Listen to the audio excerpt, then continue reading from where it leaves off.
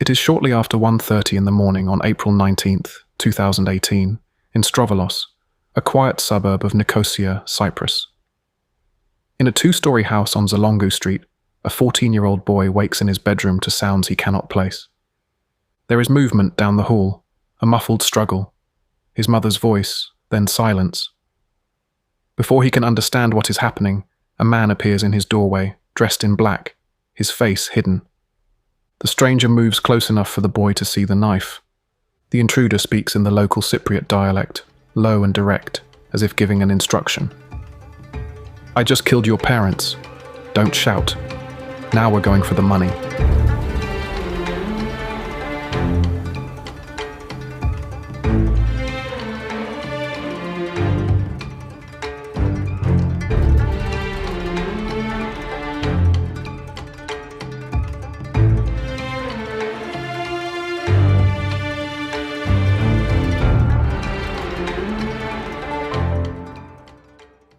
Giorgos Hadjigeorgiou and Dina Sergio had lived a quiet life on that unremarkable street in Strovolos. Giorgos taught mathematics at the prestigious English school of Nicosia, and Dina worked as an official at the Central Bank of Cyprus. They were known as a gentle, hard-working couple. Neighbours later described them as private and devout. The pair had married relatively late in life, and they doted on their only son, a boy they had adopted and raised as their own. By 2018, he was a teenager, 14 years old, with his whole world anchored in that family home.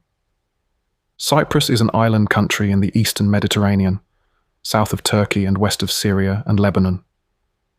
It is not a place accustomed to brutal home invasions. The island nation enjoys low rates of violent crime, and a double murder in a quiet suburb was almost unheard of. News of the killings in Strovolos spread quickly, leaving the public horrified and hungry for answers. Police investigators too felt pressure to solve the case and reassure the community. They knew two killers were apparently at large, men who had no qualms about butchering a couple in their own bedroom. Yet the clues were perplexing. How had these assailants entered and left with no obvious break-in? Why hadn't they harmed the boy, or taken anything of value? For the first few days, detectives pursued every theory. The victim's son seemed traumatized and in shock, but his account remained consistent. Two masked men had appeared in the house in the early morning. They assaulted his parents and confined him, then vanished. He had managed to escape the basement and run for help as soon as he thought it was safe. Police found the cellar door ajar when they arrived, just as the boy described. His clothing was clean, no blood, no sign of struggle, and he had no injuries. Nothing about the 14-year-old's condition suggested he had been involved in violence. Still, with such a baffling crime, the investigators could not afford to rule anything out immediately. They gently but thoroughly questioned the boy multiple times, probing for any inconsistencies or details he might have omitted. The notion that this grieving child could have killed his own parents seemed far-fetched, but detectives had to consider every possibility. There were murmurs in the media about past cases where a sole surviving family member turned out to be the culprit. During those tense early days, police officials in Nicosia even had the boy undergo an informal identification lineup to verify his story. They placed officers in black hoods before him to reenact what he saw, checking if his description remained firm. It did. According to his lawyer, the boy was treated as a protected witness, not as a suspect. Indeed, a local child protection charity publicly urged everyone to respect the teenager's rights and not victimize him further with unfounded suspicions. Even as they kept an open mind, investigators were finding subtle clues that supported the boy's account. A bathroom window at the back of the house was discovered wide open. There was no sign of forced entry on that window, no broken glass or jimmied locks, suggesting it might have been left unlocked before the attack. Perhaps the intruders had slipped in through that route. Outside, in the garden, officers recovered an odd clue, a single shoe lying in the grass. Not far from it, they found a metal rod that looked like a crowbar or baton, and, astonishingly, a full-length samurai-style sword in its scabbard. These items were clearly out of place in the tidy suburban yard. They were stained with what appeared to be blood. Forensics would later confirm traces of DNA on them from people other than the victims. Whoever the attackers were, they had abandoned these implements as they fled. As the forensic work began, detectives also dug into Georgos and Dina's life for any hint of a motive. They turned up nothing that explained such savagery. The couple had no debts, no involvement in crime, no bitter disputes. Their bank accounts showed normal salaries and expenses. It truly did not appear to be a contract killing or revenge. And robbery, at first glance, made little sense. The house was not ransacked, and expensive electronics and jewelry were left untouched. Still, a subtle pattern emerged. The only clear disruption in the house was in the master bedroom, where drawers had been pulled out and the contents of a small cupboard had been tossed to the floor. It looked as if the intruders had been searching for something specific in that bedroom. But what? The answer arrived sooner than anyone expected, from the memory of the victim's own son. In the course of repeated interviews, the teenager recalled a peculiar detail. One of the hooded attackers had spoken a few words to him while shoving him toward the basement. The man's voice, even through the stress and distortion of the moment, had sounded familiar. At first the boy couldn't place it, but as he calmed down in the following days, a realization dawned. He had heard that voice before, years ago, right in that same house.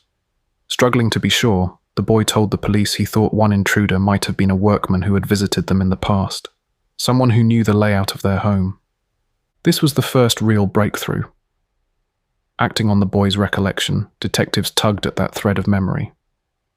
They asked the family's relatives if any tradesmen or casual labourers had done work at the house in recent years.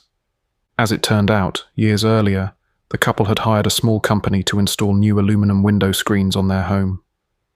One employee had been a young man in his 20s, a technician who came out to measure the frames and later returned to do the installation. Georgos Hadjigeorgiou had even asked that young worker to help secure something in the master bedroom, a heavy floor safe, which needed to be bolted down for added safety. The worker had obliged, getting a close look at the safe's hiding place under a panel in the floor. His name, according to the company's records, was Loizos Tsionis. Loizos Tsionis was now 33 years old. He lived in Nicosia, not far from Strovolos. As the police quietly gathered information on him, a sketch emerged. Tsionis had 2 young children of his own from a previous relationship. He had worked in construction and handyman jobs, but more recently, he was unemployed and known to be using drugs. In fact, by 2018, Tsionis had a serious cocaine habit and had run up thousands of euros in drug debts. People who knew him described his life that spring as increasingly desperate and erratic. Detectives learned that he had a half-brother, 23-year-old Lefteris Solomou, and that the two sometimes spent time together.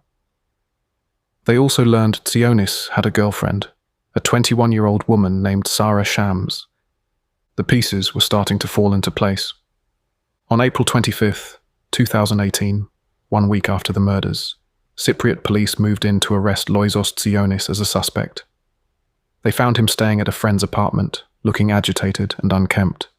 He did not resist arrest. In custody, however, the 33-year-old initially denied having killed anyone. According to police, he started by giving a self-serving story. He claimed he had knowledge about the murders, but tried to insinuate that someone else was responsible. He even named a possible perpetrator, his own half-brother, Lefteris, suggesting that Lefteris might have gone rogue.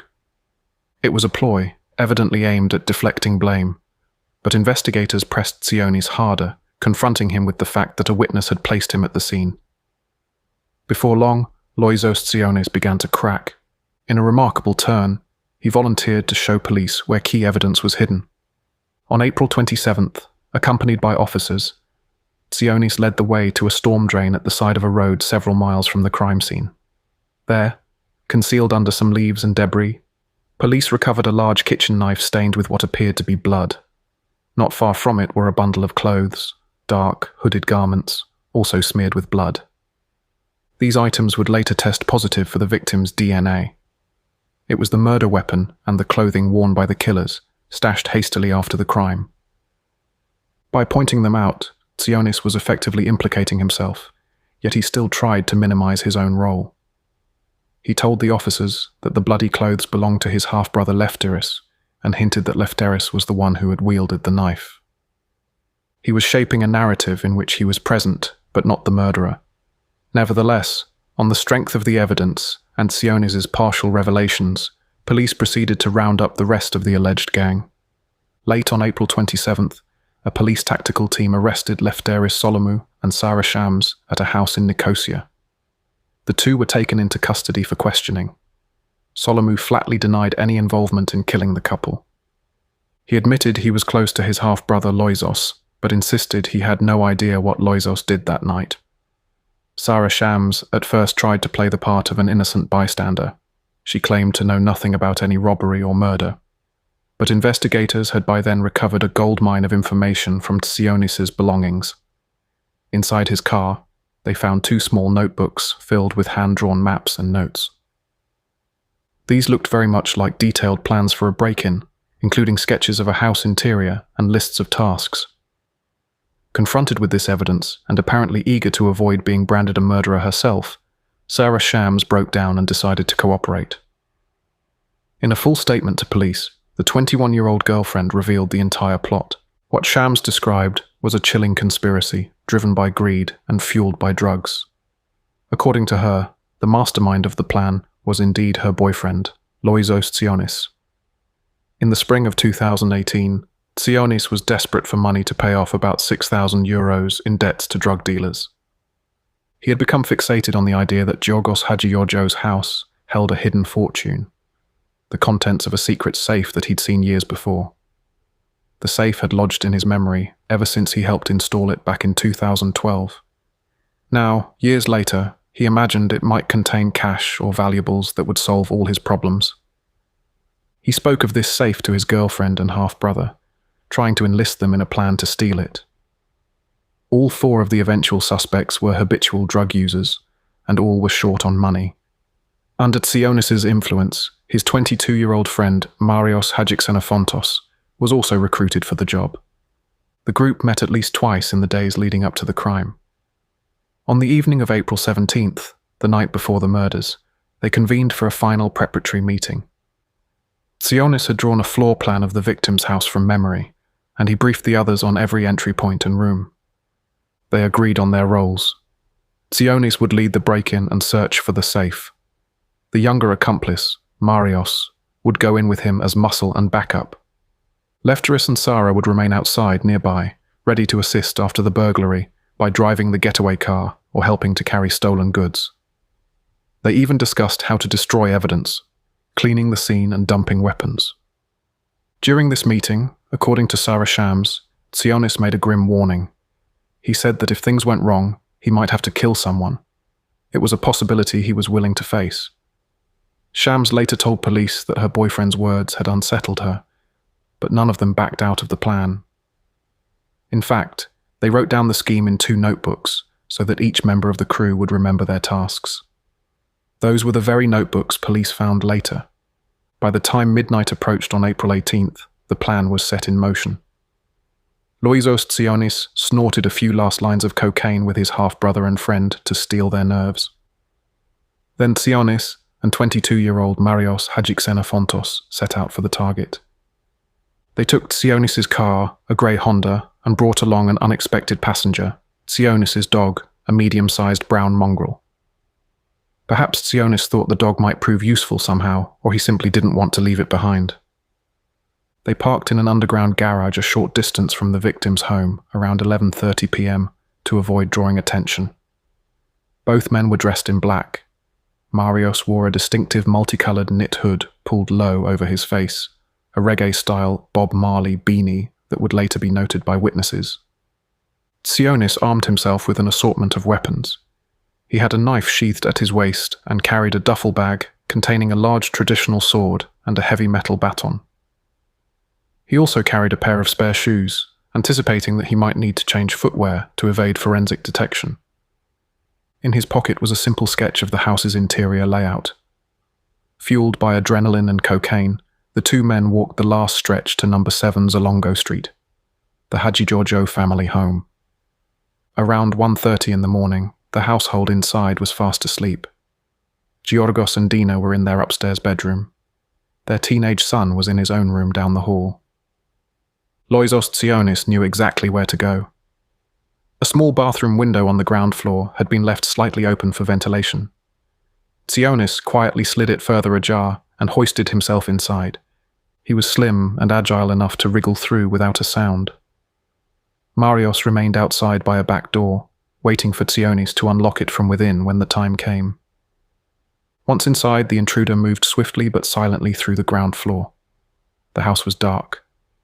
Tsionis made his way to the master bedroom at the top of the stairs, where he remembered the safe had been. He crept into that bedroom and found, to his surprise, that the floor safe was no longer there. At some point in the past few years, the family had removed it entirely. Unaware of this, Tsionis began to search frantically around the bedroom, perhaps hoping the safe had been relocated to a closet or under the bed. In the darkness, Dina Sergio stirred. It's possible she awoke sensing someone in the room. As Tsionis later recounted, he suddenly heard a woman's voice call out in alarm. He hadn't expected her to wake up so soon. Panicking, the intruder darted towards the shadows, unsure where to hide. But it was too late. Dina saw a strange man in her bedroom and let out a piercing scream. In that instant, the carefully laid plan collapsed. Abandoning stealth, Loizos Tsionis rushed towards Dina. He blurted out an apology, pleading with her to be quiet. When she kept screaming for help, he drew his knife. Before he could do anything further, heavy footsteps pounded down the hall. Giorgos Hadjigeorgiou had awoken at his wife's scream. He burst into the bedroom to defend her. Giorgos was not a particularly large man, but he was fueled by terror and fury. He threw himself at the intruder, grabbing Tsionis by the neck with both hands. A desperate fight for life began. The two men wrestled violently across the bedroom, knocking into furniture. Later, forensic examiners would find blood spatter high on the walls and even on the ceiling, evidence of how ferocious the struggle became. Tsionis was strong from manual labor and drug-fueled energy, but Giorgos fought him with every ounce of strength. Amid the chaos, Tsionis started stabbing wildly with the knife. He plunged the blade into Giorgos's torso again and again until the 60-year-old teacher finally collapsed on the blood-soaked carpet. Then Tsionis turned the knife on Dina. He slashed and stabbed at her as she tried to fend him off on the bed. Within moments, the bedroom fell silent. Giorgos Hadjigeorgiou and Dina Sergio lay dying, their bodies riddled with knife wounds. Later autopsies would count roughly 25 stab wounds in the husband's chest and abdomen, and around 10 stab wounds to his wife's neck. Both had been fatally struck in vital organs and arteries, causing massive bleeding. Downstairs, Marios heard the commotion and realized the situation had spiraled into violence. He ran to a side door, the kitchen entrance, and began pounding on it to be let inside. Upstairs, Loizos Tsionis was catching his breath, his hands and clothes drenched in warm blood. In the sudden stillness, he became aware of another presence. The couple's son was awake. The 14-year-old had heard everything from his bedroom through the open door. Imagine the boy's horror, hearing his mother's screams and his father's desperate fight. And then an awful silence. Now, that intruder who had killed his parents was coming for him. Tsionis moved quickly down the hall to the boy's room. In a harsh whisper, he demanded to know, "Where is the money? Where is the safe?" The boy could only shake his head. He had no idea where any safe was. Perhaps he didn't even know one ever existed. Tsionis paused. This frightened teenager posed no threat. He later claimed that the boy begged for his life, promising to give up anything if only he wouldn't be hurt. Whatever the exact words exchanged, Tsionis made a snap decision. He would not harm the child. Perhaps even a violent criminal could draw the line at killing a 14-year-old witness. Instead, Tsionis tried to reassure him. "Don't be afraid," he told the boy softly. Downstairs, Marios was still thumping urgently on the locked door. Tsionis tightened his grip on the boy's arm and hurried him down the staircase. Together, they went to the kitchen entrance. With shaking hands, the boy unlocked and opened the door, as instructed. Marios Hadjixenofontos, wearing his garish hood and gloves, stepped into the house. He was met not by his friend in triumph, but by a scene of bloody catastrophe. There was no time to waste. Tzionis immediately ushered the teenager into a small basement pantry and shut the door on him, effectively imprisoning the only eyewitness. Through the door, he quickly explained to the boy how to push aside a loose panel and escape the cellar after some time, as if trying to ensure the child wouldn't be trapped indefinitely. It was a bizarre act of mercy amidst carnage. With the boy secured, Tzionis turned to Marios and, in a low voice, told him the grim news. He had been forced to kill the couple. Both husband and wife were dead upstairs. Shocked, Marios ran up to the master bedroom to see for himself. The sight was one he would later describe with a shudder. It looked like a slaughterhouse in that room, blood everywhere and two motionless figures on the floor. At this point, the intruders had achieved nothing of what they came for. The safe was never found. It wasn't even in the house at all. And the homeowners were dead. The original plan had fallen apart, and now they had a double homicide on their hands. In a state of adrenaline-fueled panic, Tzionis and Mario stumbled into a clumsy clean-up effort. They knew they needed to remove any incriminating evidence, but their nerves were frayed and their time short. They made a cursory attempt to wipe down surfaces they might have touched. They collected a few items, the knife, their bloodied clothes, to dispose of later. But in their haste, they overlooked or dropped crucial pieces of evidence. The baton and the sword they had brought were forgotten and left outside the house, near the back door. A pair of black athletic shoes, which one of them had worn, was also left behind on the property.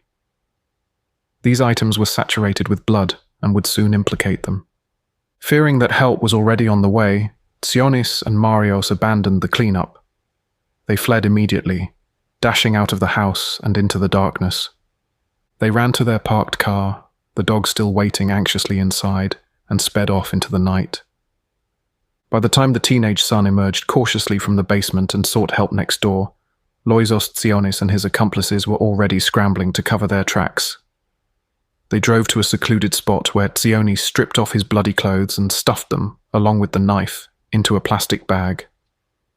This was the stash he later hid under leaves by the roadside, and which he eventually led police to recover. The sword and baton, however, he did not retrieve. Those remained where they had been dropped near the victim's home. In the pre-dawn hours, the four conspirators regrouped briefly. It was a scene of chaos and recrimination.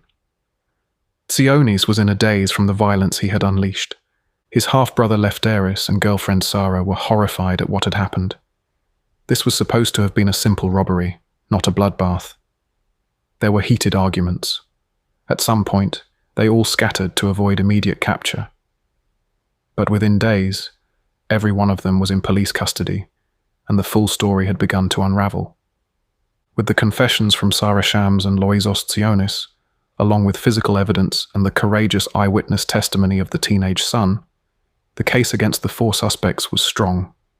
By early May 2018, the authorities formally charged Tzionis, Hadjixenofontos, Lefteris, and Shams with a litany of offences: 2 counts of premeditated murder, conspiracy to commit murder, conspiracy to commit burglary and robbery, possession of offensive weapons, and the abduction and confinement of the minor.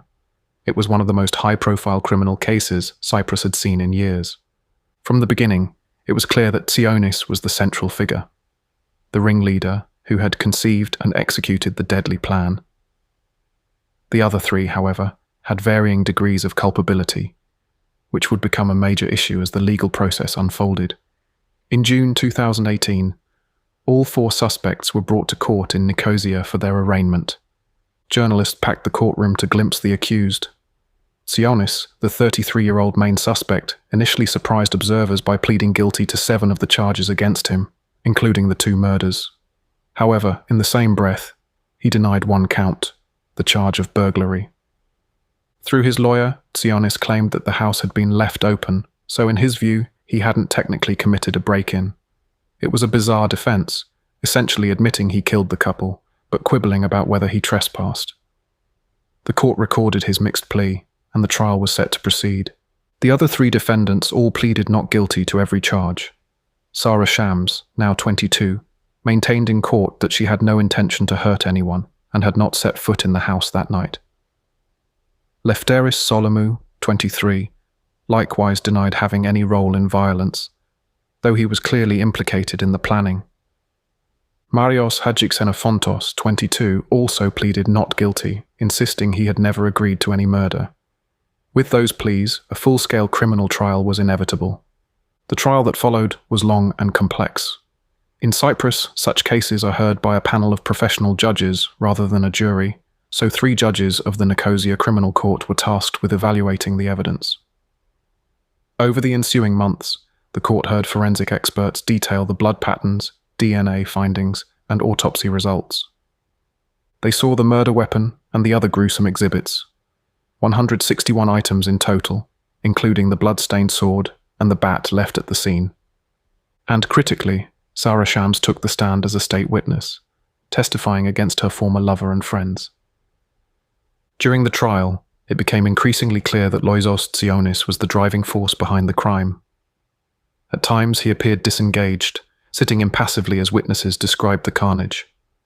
Other times, he grew agitated, interrupting proceedings to make strange claims, for instance, alleging that his earlier confessions were coerced, or that his human rights had been violated while he was in custody.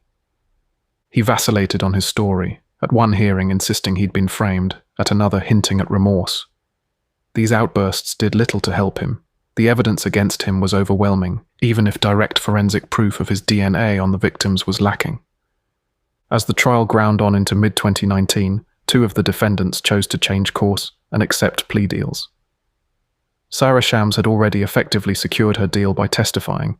In exchange, prosecutors reduced her charge to conspiracy to commit burglary. She formally pleaded guilty to that, and in return, the more serious charges, including murder, against her were dropped. Similarly, Lefteris Solomou reached an agreement. He agreed to plead guilty to charges of conspiracy and to illegal possession of the weapons, and the prosecution withdrew the murder charges in his case. In July 2019, the court sentenced Solomou to 6 years in prison for his limited role. Solomou, who had been in custody for over a year by then, reportedly broke down in tears upon hearing his sentence of 6 years. A relatively light punishment, considering he had initially been accused of double murder. It was what happened next that truly stunned the courtroom. On July 31st, 2019, after seeing his half-brother receive a 6-year term, Loizos Tsionis abruptly stood up and announced that he wished to change his plea to guilty on all counts. This about-face came without warning. Even his defense attorney was caught completely off guard. In fact, Tsionis' lawyer immediately asked to withdraw from the case, saying he had not been informed of his client's intention to confess. The judges allowed the attorney to step aside. Now representing himself, Loizos Tsionis calmly stated before the court that he accepted responsibility for the crime. In a brief, unexpected statement, he apologized to the family of the victims for what he had done. He also turned to Lefteris, Sarah, and Marios, his co-defendants, and apologized to them, saying they did not want to accompany him that night. It was a striking admission that he alone was the author of the tragedy. With Tsionis' guilty plea in hand, the judges moved swiftly to sentencing. Presiding Judge Haris Poyagis addressed the courtroom, describing the murders of Giorgos Hadjigeorgiou and Dina Sergio as cold-blooded and brutal acts committed in the sanctuary of the victim's own home. Each murder, the judge noted, was a separate heinous act, warranting the highest penalty. The court sentenced Loizos Tsionis to 2 consecutive life terms in prison, 1 for each life he had taken. By imposing the life sentences back-to-back rather than concurrently, the judges ensured that the 33-year-old would likely spend the rest of his natural life behind bars. Tsionis showed no emotion as the sentence was pronounced. In the gallery, a few of his family members quietly wiped tears, while one of his own parents was heard to murmur that the outcome was not a surprise. "Those folks ain't coming back," Tsionis' father said of the victims, acknowledging that nothing could undo the damage. After Tsionis' dramatic confession and sentencing, only one defendant's fate remained unresolved, that of Marios Hadjixenofontos. Unlike the others, Marios had never wavered in proclaiming his innocence of murder. He admitted to being present at the house, but he insisted he had not participated in any killing, nor anticipated that Tsionis would commit one. the judges had to pass his level of guilt. In January 2020, the verdict for Marios was delivered. The court found him not guilty of premeditated murder, implicitly accepting that he had not planned or intended the deaths, but guilty on 2 counts of manslaughter. The judges also found him guilty of the ancillary charges. The court sentenced Marios Hadjixenofontos to 15 years in prison. His sentences for each count were ordered to run concurrently, meaning 15 years was the total time he would serve. The motive made the outcome feel even more senseless. The fortune Sionis believed was waiting inside the house was not there. Giorgos and Dina had been killed over money that existed only in a rumor and in Sionis' imagination. At the English school, where Giorgos had taught mathematics, students were offered grief counselling and a memorial service was held. Dina was mourned as a warm and steady presence in the community. Their son, who survived by obeying the man who had just killed his parents, was taken in by extended family and eventually returned to school, carrying the loss into the rest of his life. Loizos Sionis remains behind bars under 2 life sentences. The others left prison or will leave it with time. Giorgos Hadjigeorgiou and Dina Sergio never left the bedroom on Zalongu Street. Their son did. That is the ending the crime left behind. 2 lives taken, a child orphaned, and an entire family destroyed over a fortune that was not there.